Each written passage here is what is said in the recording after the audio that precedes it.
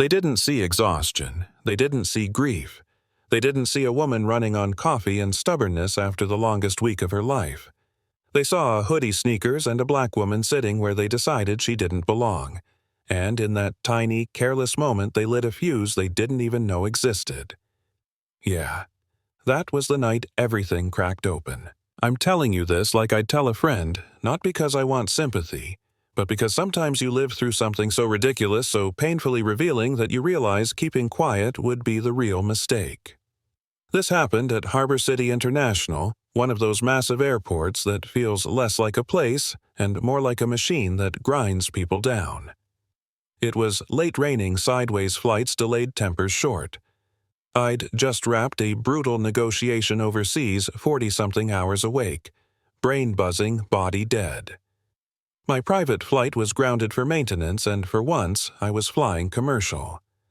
I booked first class without thinking twice, not as a flex, just because I needed space and silence. That's it. At the gate, the priority lane was roped off with those flimsy velvet straps that never quite hang straight. I stepped up, phone in hand, boarding pass glowing on the screen. The gate agent didn't even look up.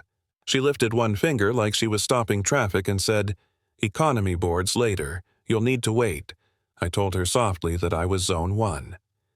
She sighed and finally looked at me head to toe fast. Hoodie, messy bun, no diamonds flashing.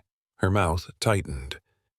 "This lane is for first class," she said, voice sugary in that way that's actually an insult. I showed her my pass. Seat 2A. She squinted, then asked, "How did you get this ticket?" Not did you need help. How did you get this? Like it had to be a mistake or a trick. When the scanner beeped green, she looked almost annoyed. She handed my phone back and muttered something about the system being messy, how I might have to move if the real passenger showed up. I remember thinking, wow, we haven't even boarded yet, and I'm already tired. Walking down the jet bridge, I heard her whisper to a coworker about stolen miles. I could have stopped right there. I could have made a call, pulled rank, ended her shift on the spot, but something in me paused. Not weakness, curiosity.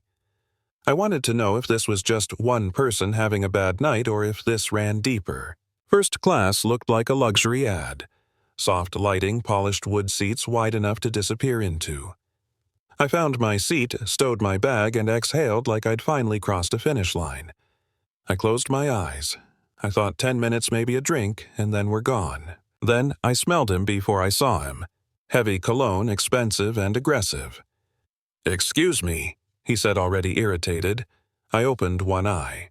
A man in a tailored suit stood there, boarding pass in hand, staring at me like I'd spilled something on his carpet. "You're in my seat," he said. Not a question. A declaration. I told him calmly that I didn't think so. I was in 2A. He scoffed, announced his name like it was supposed to mean something. Said he always sat there every week, same route. I suggested he check his ticket.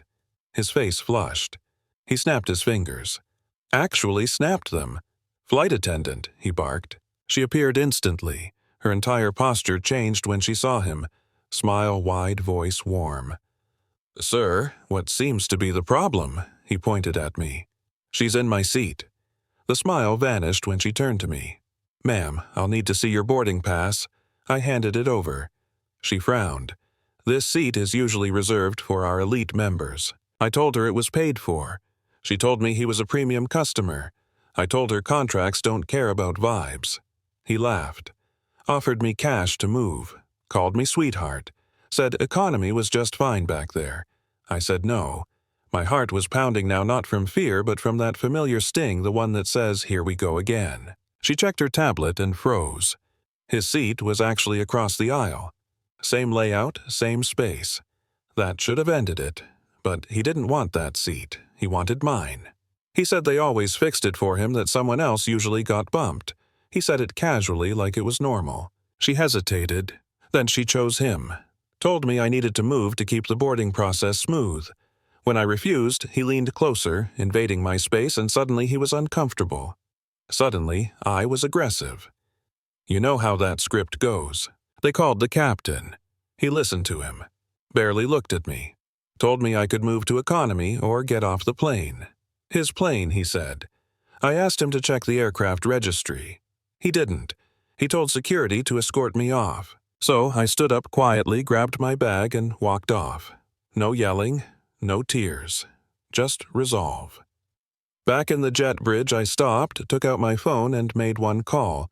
Not to customer service, not to a lawyer, to the operations director. I told him to ground the aircraft immediately. I told him why. Through the glass, I watched the plane start to push back, then stop. Engines idling. Confusion spreading. Inside, they were probably celebrating, thinking the problem was gone. Then the announcement came. Return to gate. Administrative issue. You should have seen the looks when I walked back on board, flanked by airport management and an officer. The man in the suit went pale. The flight attendant's mouth fell open. I introduced myself, calmly, explained the confusion about hierarchy, asked the captain who leased the aircraft. He answered without thinking. Then it hit him. His face drained of color. I told him I owned the plane, the fuel, and until 5 minutes earlier, his contract. The man laughed. Still didn't get it. So I removed him. His loyalty status revoked. Lifetime ban. He was escorted off while people clapped. I didn't watch. I was looking at the crew who decided I didn't matter until my balance sheet showed up. I terminated them on the spot. Yes, it delayed the flight. Yes, people were annoyed. So I fixed that too. Brought in a reserve crew. Opened the bar for everyone front to back. Respect is expensive when you've been skipping it for years. By the time we took off, the story was already online. The man was live streaming lies, painting himself as the victim. When we landed, cameras were everywhere. He accused me of assault of hijacking a flight. So I ended it the same way it started in public. I told the truth. Release the footage. Let people see what really happened. The narrative flipped. Policies changed. Careers ended. And the man who thought I was nothing lost far more than a seat. A quiet audit found what arrogance usually hides. He was fired. Investigated. Done. Months later, I flew again. Same route, different energy, smiling crew, real respect. I didn't feel powerful. I felt tired and relieved, like someone who finally didn't have to prove they belonged. So here's my question to you. Was I right to go that far, or should I have just taken the other seat and gone home? Have you ever been judged like that, dismissed before you even spoke? Drop your story in the comments. Argue with me if you want. This isn't about winning. It's about seeing the truth we usually ignore and deciding what we're going to do when it's our turn to be tested.